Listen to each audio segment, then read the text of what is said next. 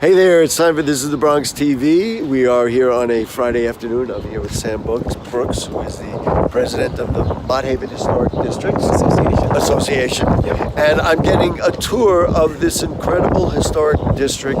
And there is actually 3 historic districts. As I understand, the Mott Historic District, if I get it right, is going to be 50 years old in July. That's correct. And then there are 2 others. This one is Mott East Historic District, and then on 136 you have the Bertine block, which is also going to be 25 years. 25. So this is like a really big time. Why don't you just, on this block, show me and describe to all of us why these became historic districts all those years ago? Well, besides the fact that these buildings here on the north side of on the south side of the street were actually built in 1889. Okay. They're amazing. There are 3 stories. There are 6 Why'd fireplaces. you stand over here so we can have the buildings behind you so people could see it? So these buildings were actually built in 1889.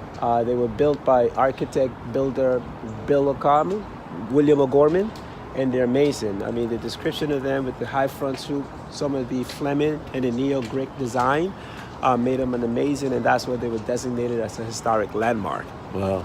Yeah. And they're beautiful. And then now on the other side of the street, stand over here, we can see that while you're describing. So on the other side of the street, we have some of the more elaborate buildings as well. And as a matter of fact, 427 is iconic in that sense because the builder decided to build that one for himself and his family. So that, as you could tell, is a little bit wider and bigger and more elaborate than the ones on this side of the street. Well, it also looks actually a little better finished, if I can say.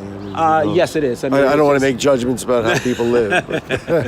Not at all. Okay, so now what we're going to do something real special. You see the exteriors. These are just gorgeous exteriors. And what I was going to say to you earlier, Sam, is that if you go down to the east side of Manhattan, you go to 2nd Avenue, people say, oh, look at these townhouses.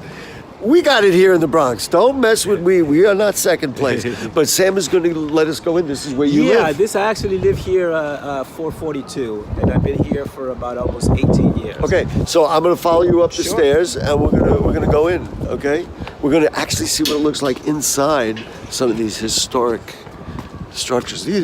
Listen, on the exterior, these are just incredibly beautiful, and it's the kind of place that you walk by and you'd say, gee, I wonder what it would be like to live in here. I have never been inside one of these. See the amazing detail of some of the actual woodwork, and I've been scraping these woods for the last 12 years, literally.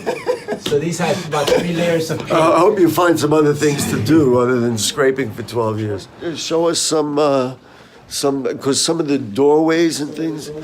Look at the work on this.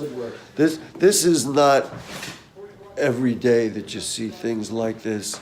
And look at the doorway here. It's amazing detail. This is a closet? 9-foot doors. Wow.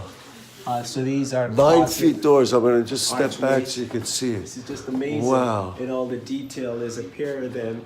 And then you have archways that are, oh my God. Look at that. It's just amazing. Now, and these were the original archways? This is the original design, nothing has changed since the home was built in 1889. Wow. And we had a little bit of exposed brickwork, and you can see here that the workers used to go from house to house without having to go outside. So this was a doorway when it was actually built, if you notice the actual wood transom. And then go through the other townhouse. So you will go through from townhouse to townhouse. I see, even over here. Correct. Oh, we can see us in the mirror. Huh? Yeah, you can. Oh, right. And then that way the workers didn't have to go outside. They could go from up the block to down the block. These are, it's just spectacular. And I know people had told me about door handles were still left. I don't know if you have any. Yeah, the only door handles that I have up to date. All right. We're really intruding in somebody's house. Some of the older handles that I've been still scraping, and they go back over 100 years. So, people come over here with me. People have talked about selling these and flipping them and all that. But to keep them up, they require a lot of work. You have to love them and want to do it, right? You need to have a passion for some of these historic structures, right? Even though they're built in 1889, the mechanics are very up to date as far as the electrical and the water and the roof. But it's a passion, right? And it requires constant work.